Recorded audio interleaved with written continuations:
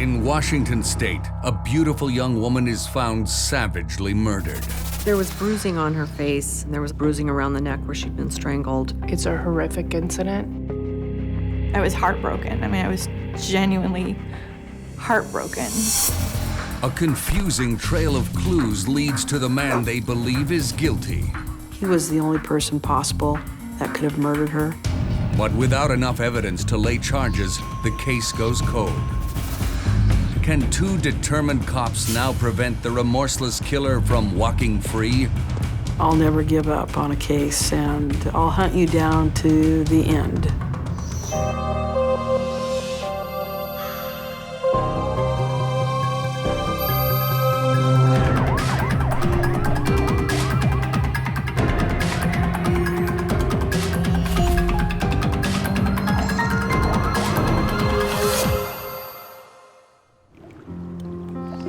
Just outside Seattle lies the town of Kirkland, a picturesque community on the shores of Lake Washington.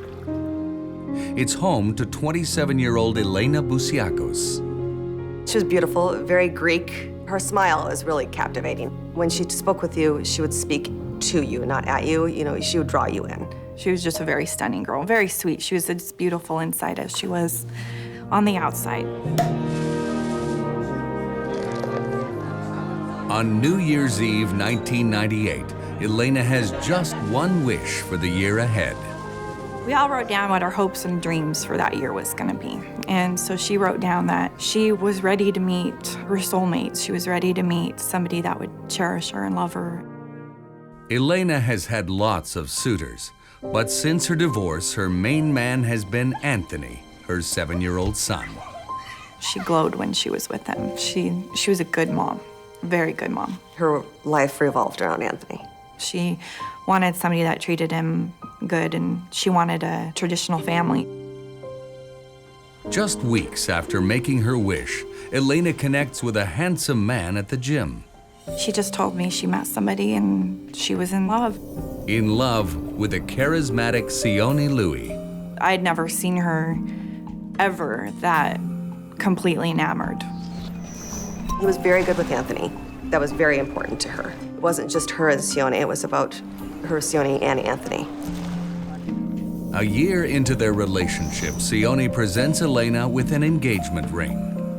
You know, they'd been working towards getting engaged, so it wasn't a big surprise. In January of 2001, the couple moves to the nearby town of Woodinville to create their first home together. I liked him. I liked her together with him. They seemed very happy, and they did. They seemed really happy. But on Friday, February 2nd, just weeks before their wedding, the lives of Elena and Sione are changed forever. In the late afternoon, Elena meets up with her ex-husband in a downtown parking lot to drop off Anthony. They shared custody. She had him during the week, and then she would drop him off on the weekends. As night falls, Elena hurries home to pack for a weekend in California. That Saturday morning, she was going down to see her mom. But Elena's mother is sadly disappointed. Plane loads of travelers pass through the airport. Elena, however, is not among them. Sione contacts Elena's friends, but no one has seen her. It didn't seem like she had just got up and went missing or, you know, ran off. She wasn't that type of personality. On Monday, Elena fails to show up at work and doesn't pick up Anthony after school. She would never leave her son, ever. She would never not show up for work. She would never not call her mom if she wasn't gonna get on the airplane. Certain something is wrong, 911. Sione reaches out to the King County Sheriff's Department. She hasn't called me. She hasn't called her mom. And I just been talking to her mom over and over, and then she's worried, I'm worried. Detective Sue Peters is alerted. Sione had reported he last saw her as they were getting ready for bed on Friday night, and the next morning he was still asleep, and she left which he assumed was to go to the airport. Detectives move into high gear. Then they were researching with the airlines, and it turns out she had not boarded an aircraft to California. Police mount an all-out search in the Seattle area. We need to find her. Sione actually took it upon himself to coordinate looking for Elena. We were passing out her flyers everywhere we could think about. Maybe somebody knows something, maybe somebody saw something that night. Sione actually put together a group of friends, rugby players, and searched the area of I-5 all the way to the airport, trying to locate her or her car. But 7 days later, there is still no sign of Elena. What awful fate has befallen Elena Busiakos? I think we all knew in our gut that something horrific had happened and that it was going to be a sad story.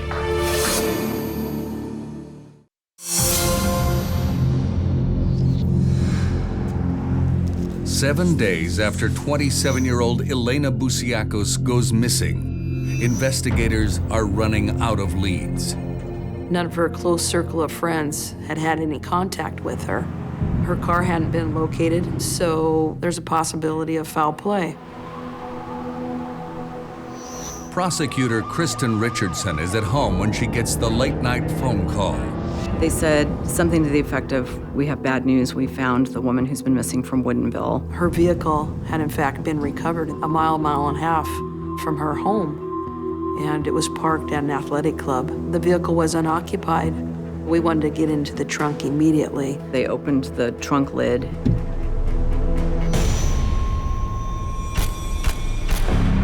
Investigators are horrified to discover the lifeless body of Elena Busiakos. She almost was in a fetal position on one side. Her body was well preserved due to the coldness in Seattle. It was as if she was asleep. She was in perfect condition. But on closer examination, We could see markings around the neck already. The medical examiner's office advised detectives that she had been strangled. a young mother, fiance, and friend murdered. But why? Investigators hope the crime scene will provide some clues. There were some items in the vehicle that could appear that she was on her way to the airport, such as a suitcase. But the clothes she's wearing may tell a different story. Here, this beautiful girl was on her way to the airport, and from what I gathered, she dressed to the tens, and she did not look like she was on her way to the airport. She had her tennis shoes on, her sweatshirt, her pants.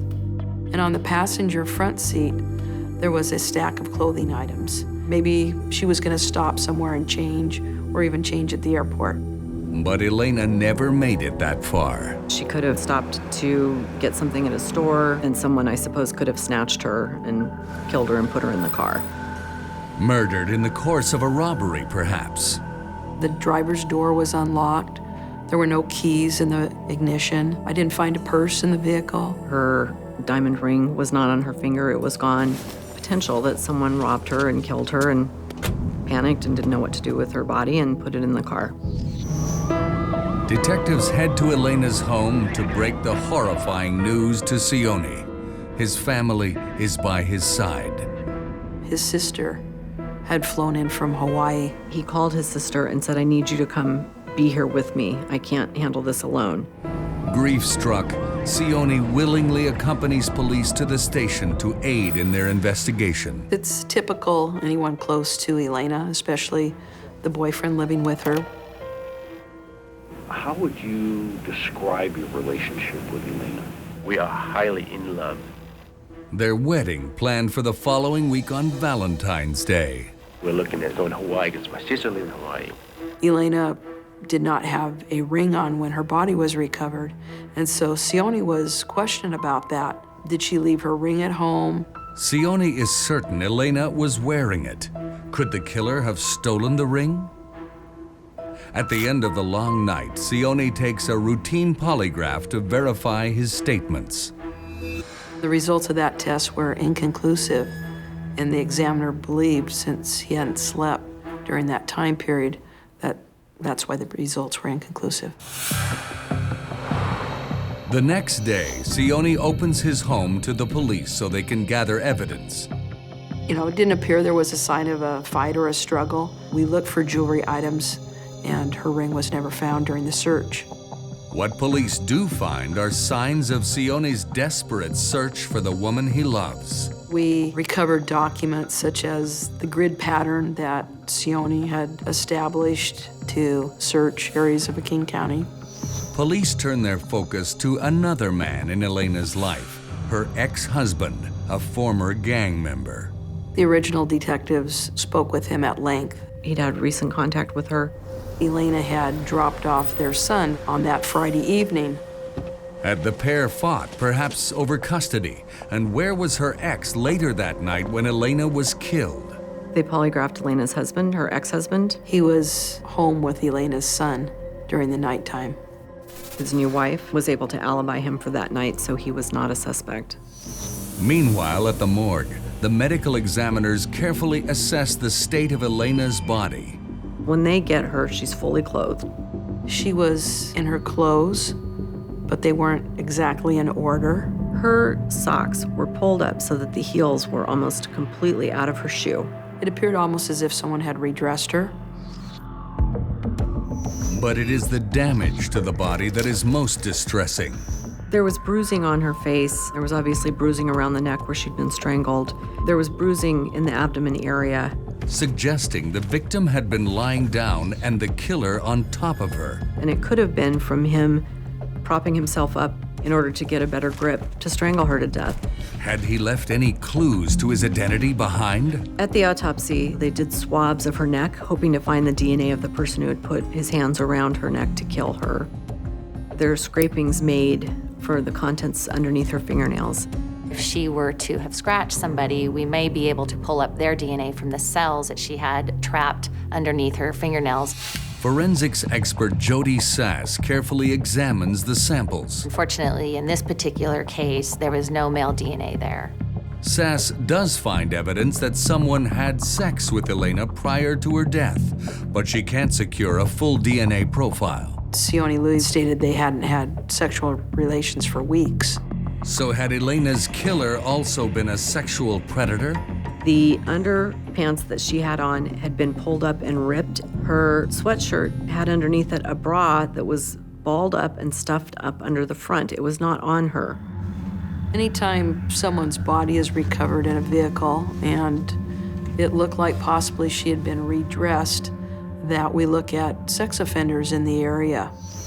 But it is a look into Elena's suitcase that gives investigators their first piece of the puzzle. The items in the bag were things that no woman would ever bring on a trip with them.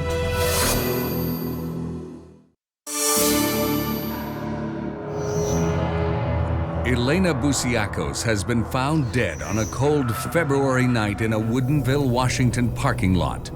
It was pretty traumatic, I mean, for all of us, you know, and especially being found in the trunk of your car is hard to digest. I was heartbroken. I mean, I was genuinely heartbroken. The possibility that the killer's motive was robbery is looking less and less likely. Somebody that had robbed her, that had taken her credit cards and her money, probably would have used them. And there is still no sign of Elena's missing engagement ring. Someone would try to get rid of it in some fashion, likely try to pawn it would be a logical place to look, and there was nothing like that. So who had taken her life and why? Detective Peters can't help but return to images of the crime scene, convinced they're the key to the killer's identity. We looked inside her suitcase and there was a pair of running tennis shoes, which seemed odd to me because, you know, she is found wearing tennis shoes and she was only going to be gone for a couple of days. Usually you pack smart and only bring one pair of tennis shoes. Elena also had 2 pairs of boots, 2 hair dryers, and too much luggage for a weekend away. The first thing that was found was her suitcase, which she had packed for the trip. It had been neatly packed, the items were folded. And then there was also a bag in her car where makeup items were thrown. So that seemed a little out of place for the type of girl Elena was. The items in the bag were things that no woman would ever bring on a trip with them. There was a big, tall bottle of Suave hand lotion when she had a perfumed lotion in her suitcase. That's what she meant to take with her. There was a hair gel bottle with no lid on it. Nobody would take these toiletry items. So who had packed Elena's luggage? The killer clearly had access to her belongings. Detectives looked more closely at Elena's fiancé, Sione Louis. We found out that the relationship wasn't what Sione Louis was presenting to us. He had said, you know, they were going to be married and they're in love and they have a great relationship. And in fact, Elena's people were telling us, no, she was ending the relationship.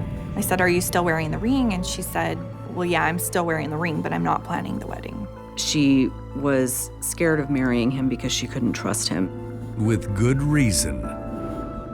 He was married when he met her, and she didn't know it. She had found at some point a wedding picture of Sione and his past wife, and they weren't divorced yet. She had no idea he was married. None. Zero zilch. That was the first sign of this wasn't maybe the most honest man on the world.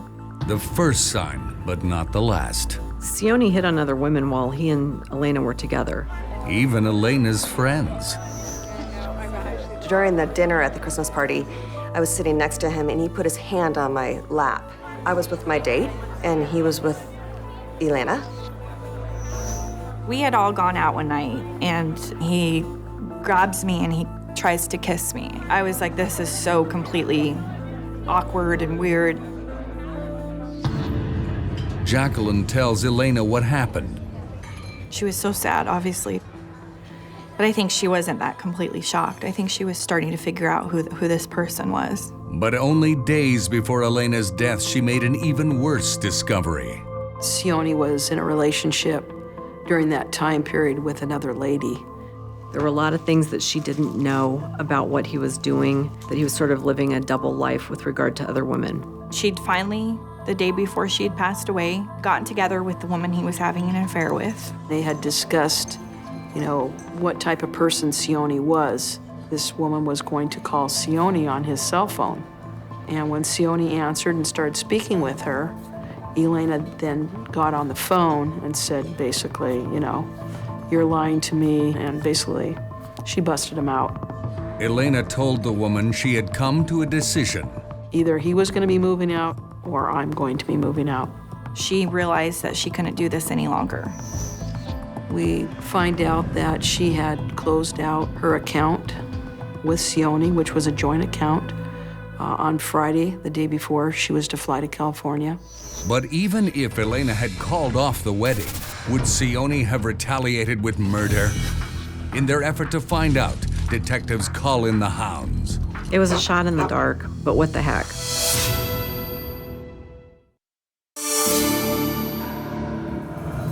Investigators have learned that in the days prior to her murder, victim Elena Busiakos had made plans to leave her fiancé, Sione Louis. She was a strong girl. She wasn't this timid person. She was done. And so she said, I'm done. I think he lost it. The mild-mannered boyfriend isn't who he seems to be.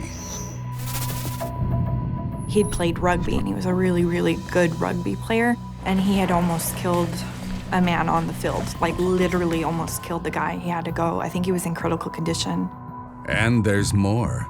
Well, we had heard that he had assaulted a prior individual in his life, female. And Sione had become increasingly controlling with Elena.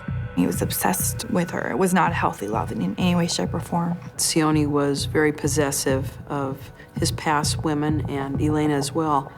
And one of his patterns was to call Elena probably too much.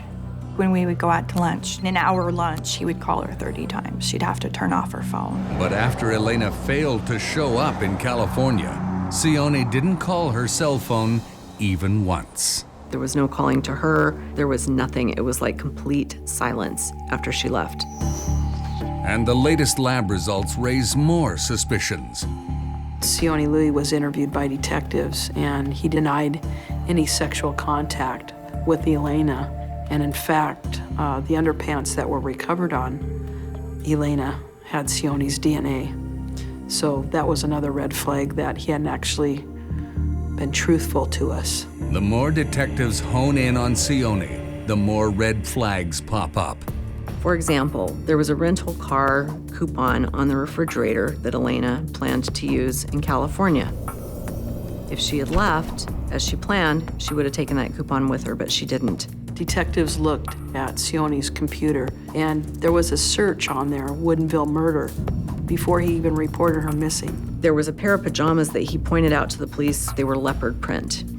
Her friend said, no, Elena would never wear those to bed. She wore sweats and a t-shirt. When you pick up the pajamas, they're creased. They've clearly never been worn, never been unfolded. The bottom of Elena's shoes, her tennis shoes, were quite clean. There's mud and muck that goes from between their door to where the car was parked.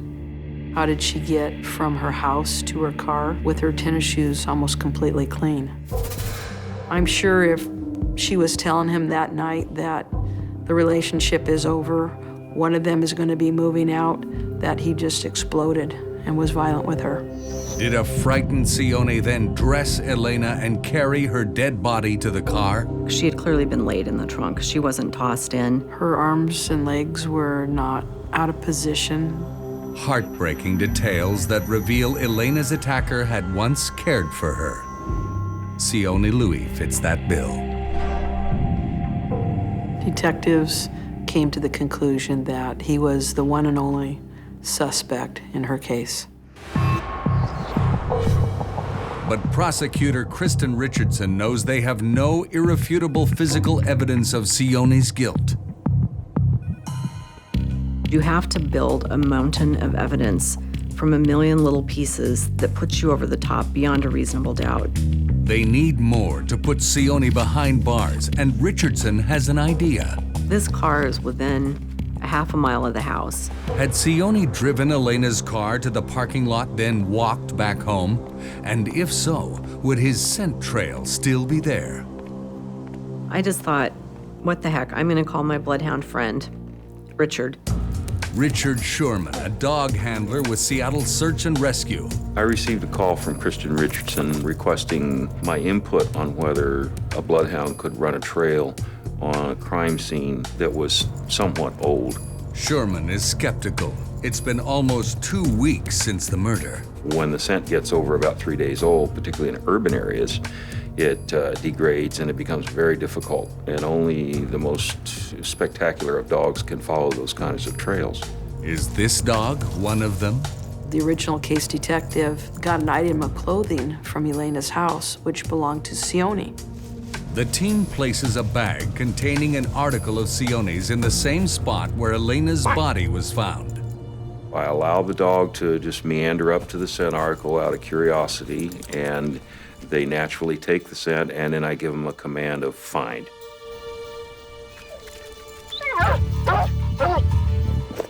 And as soon as the dog hit on that scent, she was off in a flash.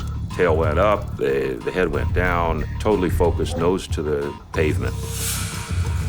For 2 hours, the dog follows the scent past shops to a condo complex and onto a main road.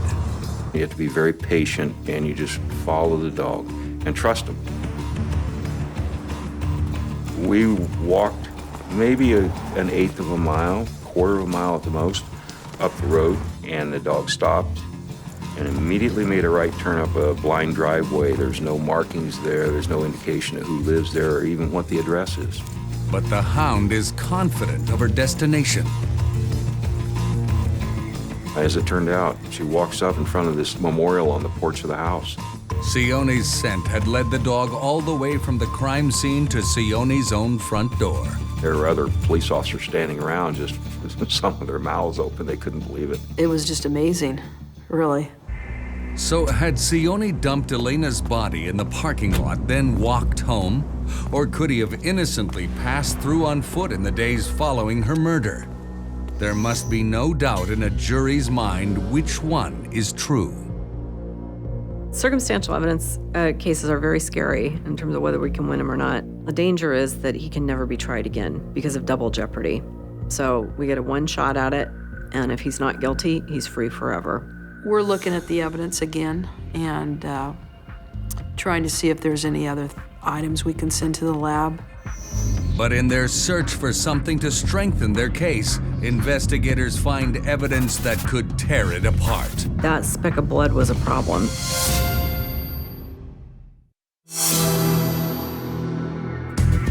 Police are on the trail, quite literally, of Sione Louis. A trained bloodhound has tracked his scent from the parking lot where Elena's body was dumped to the home she shared with Sione. It was clear that the grieving husband-to-be that he was playing wasn't quite true. But the prosecutor lacks sufficient evidence to lay charges, so Louis remains a free man. Then, just 3 months after Elena's death, her friend Heidi gets a surprising call.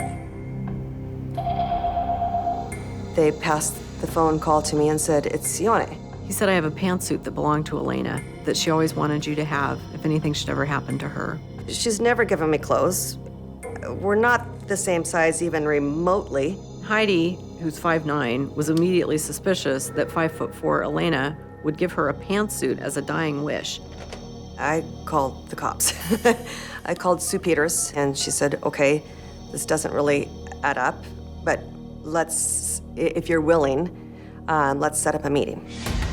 Detective Peters also offers a word of advice. It would be smart if you don't leave the building at night by yourself. Felt really creepy, really, really creepy. But I'm thinking this guy is super guilty, and we need to figure out a way to catch him. So we set up a wire order. My office was bugged, basically. There was a hidden camera, and there was a little clock radio that had a little hidden camera. There was a lot of high-tech James Bond stuff going on in my office. We observed Sione Louis coming to her business. Hello. Hi, how are you? How are you? Not too bad. Good. Your emotions are going all over, like fireworks. He sat down in front of her at her desk and brought a pantsuit. He was hanging in a closet, and I didn't have any reason not to lie back for it. Detectives had given me a list of questions that they wanted asked. You know, where were you? How did you feel? You know, I was actually out of town, but I knew that they found the car. What happened there? They found that car a week later. They found the car at Wooden Mills, I think. So they never left Wooden Mills.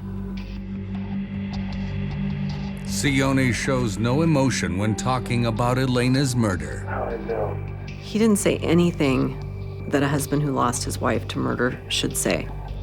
Within minutes, Sione's real intentions become clear. It was different from it. Really? Yeah. He was there to see if I was single. His plan was to ask her out.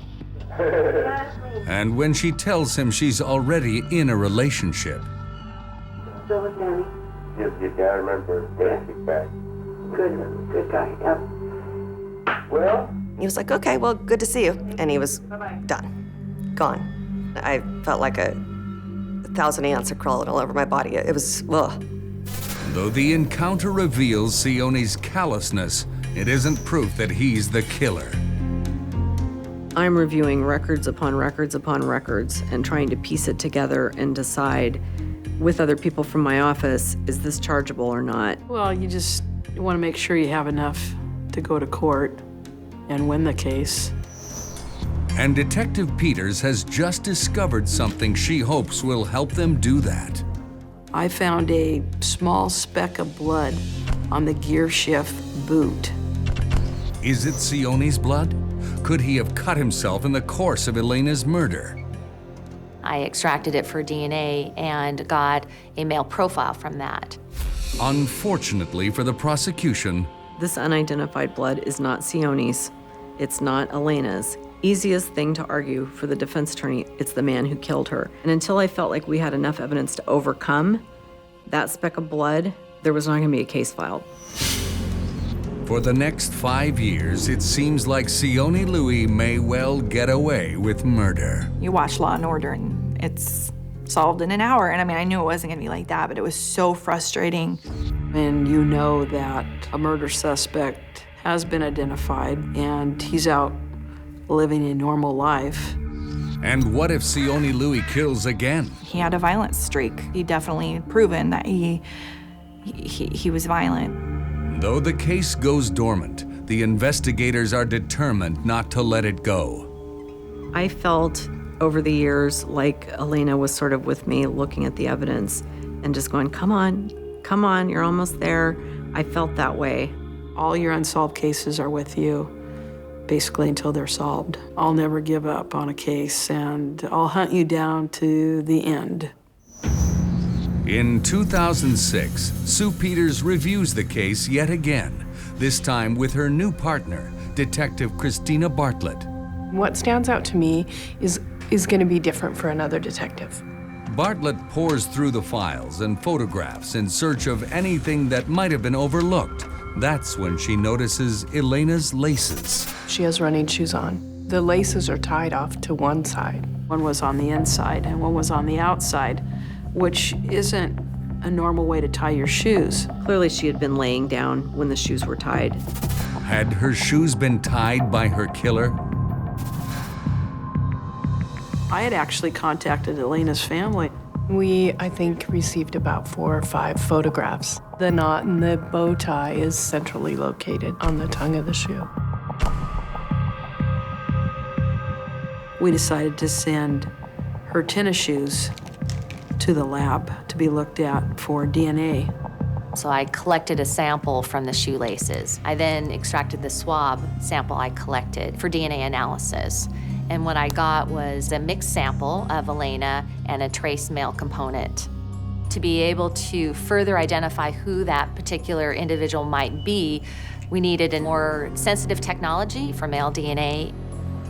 They submit the sample for the specialized testing, knowing all too well it will take time.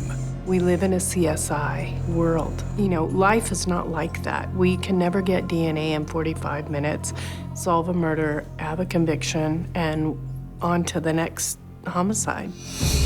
The investigators know that in the real world, those laces may be their last best chance to put Sione behind bars. We know whoever killed her tied those laces.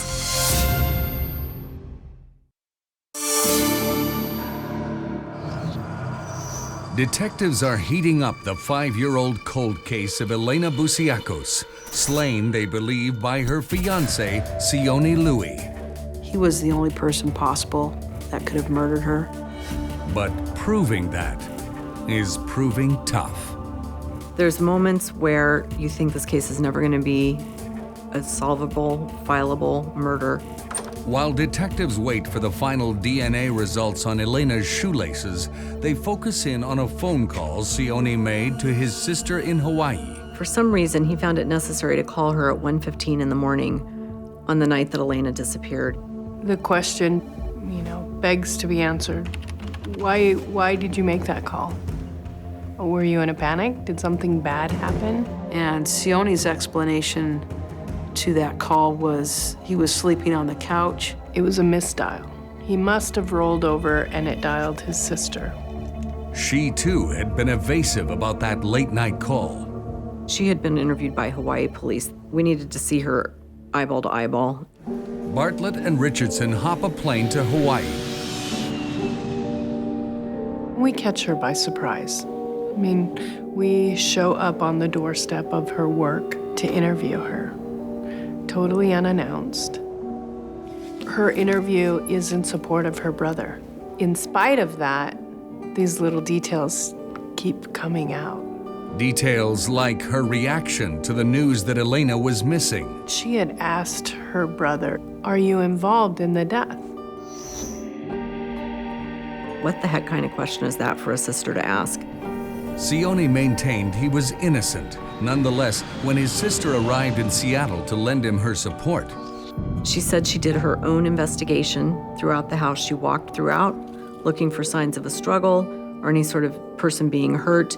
Though she found no evidence of foul play, it tells me that there is some suspicion that somehow her brother has something to do with their death. Back in Seattle, test results from Elena's shoelaces have finally arrived from the lab. Will they further implicate Sione Louis? The outside lab was able to narrow it down, and Sione was the major contributor to the DNA on the laces.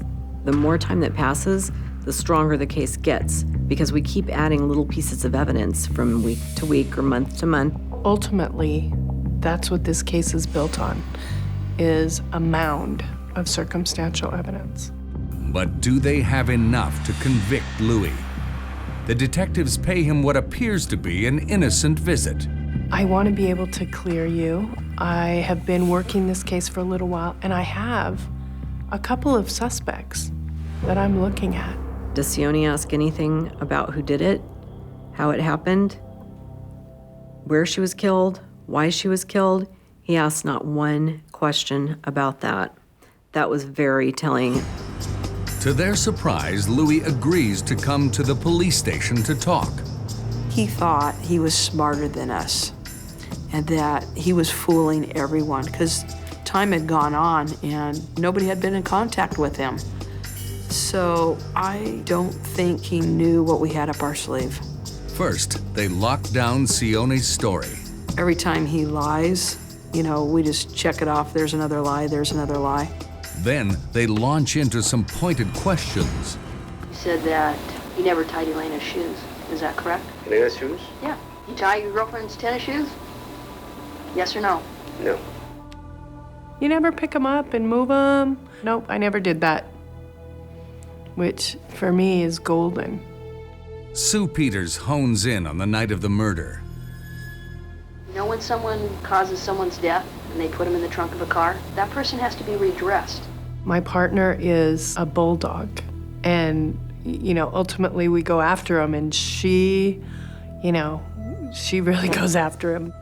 We know something happened between you two. We know that you caused her death that night. Your DNA is on her shoelaces when you redressed her that night. He was definitely nervous, and his hands were shaking. You're basically telling me that I killed Elena. I'm asking you because it looks like you did. We're confronting him with all of these facts that he's lying about. One of the comments he made was, "We are highly in love." That's really a false statement. Yeah, we were highly in love. We had our issues, but we didn't split up. She closed her account. She wasn't coming back. What do you say about that? I'm not quite sure what you're talking about. I'm not quite understanding what you're really saying. How about this? I'm saying that you killed her. How about that? I can honestly tell you that I had nothing to do with Elena. There was nothing happened that night with us. There was no fighting. There was nothing going on. Some individuals, after speaking with them multiple times, they will probably never confess. Well, you always hope for a confession. It doesn't happen very often. But that won't stop them from finally making their move. Kristen was willing to no longer let this sit on the shelf. We needed to do it, and the time had come. We're gonna roll the dice. On Friday, the 13th of April, 2007, outside Sione Louis' home. We had a group on surveillance He drives up and we arrest him. to finally put cuffs on him and put him in the back of a patrol car and, you're caught. That was a happy moment, definitely. The detectives question Sione's new wife. She's not wanting to talk. I let her take out quite a bit of aggression and get the questions in where I can. She is the type of woman that stuck behind her husband. Whatever he said or whatever he did, he could not possibly have murdered Elena. That's when a crucial piece of evidence catches the eagle eye of Sue Peters. Right then, the bells and whistles are starting to go off in my head. It's almost like a smoking gun.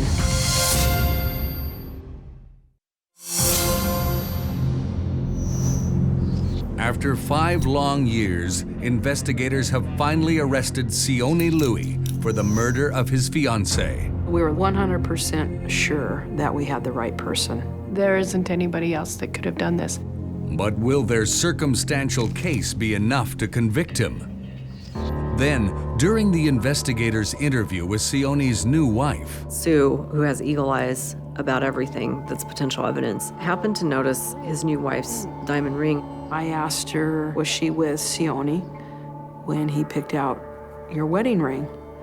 And she said no, she wasn't. Celeste tells us, oh, I think he bought my ring from a pawn shop. And then right then the bells and whistles are starting to go off in my head, and I'm going, oh my gosh, don't tell me he gave her Elena's ring. the ring, missing from Elena's body and thought perhaps stolen by her ruthless killer. It was one of those pieces of the puzzle that was building the monster that Sione Louis really is. This guy has told us over and over again that he never saw Elena's ring, he never found it in the house, and now he has given it to his new wife. She agrees to let us photograph her ring. Armed with the photo, Detective Peters digs up an old piece of evidence. In Elena's glove box, there were miscellaneous documents, and I noted one was a receipt for some type of ring. It provides Peters with a detailed description of Elena's engagement ring, but is it the same make and model that Sione's wife now wears? Sue Peters heads to the jewelry store to find out. I may have went over the speed limit a little bit. Peters waits with bated breath to see the ring. The ring at their store matched the ring in the photograph, which was Sione's new wife's ring. So I remember sitting at my desk and Sue calling me giddy with euphoria, saying, "It's the same ring, it's the same ring." It was very exciting. It was a good feeling to remove that ring from her finger. I felt like this was the last thing we really needed to get a conviction.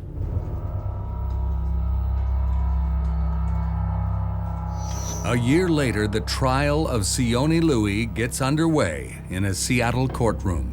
I quit my job and I went to the trial every single day, and it really affected me emotionally. And so I had told everybody that I'm going to be completely fine once this man is held accountable. We felt like we had a really strong circumstantial case, but it also was the kind of case that we could lose. Will the prosecutor's mountain of evidence be enough to convince the jury? She was only a mile from her residence. They bring out a bloodhound. Got an item of clothing which belonged to Sione. The dog tracks from the car to the house, the way she was dressed. The shoes, I think, were big. The DNA on that. The duplicates of the things that had been packed. And then there were little things. All of the many lies that Sione Louis told us. He was cheating on her, screwing around on her. And then there is the ring. The ring was the icing on the cake. As for the mysterious speck of blood on the gear shift, It was matched to a mechanic that had worked on her car previously.